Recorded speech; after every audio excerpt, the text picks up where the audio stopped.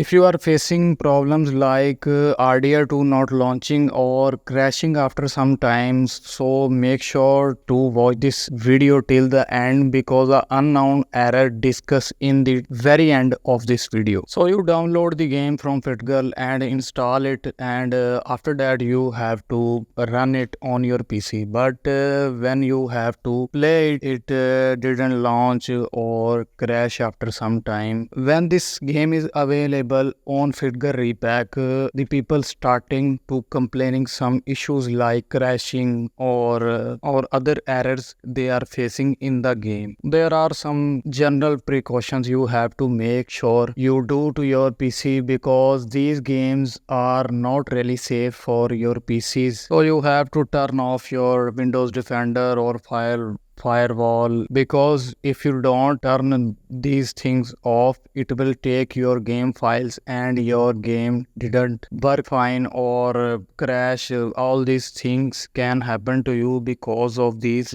defenders or other firewall things, because Windows Defender didn't make you to play this game on your PC because it found trojans in it, but it didn't have any trojan in it. It is all business communication Windows and other gaming publishers have in it. So now let's talk about some solutions for this issue. So first of all, you have to install the game. If you already installed the game in your PC, you have to do is go to FitGirl website and open the page of RDR2 game and scroll down and you see a file link. I provide the link in the description. You can download from there and replace these files in the game main root folder, then replace it and you can launch from launcher. Then this issue cannot be found in the future in your game. If you face this error in the future, you have to do the replace the same files in the game folder and your issue is resolved. Another last one error which is about unknown error display on your computer screen. So the simple solution of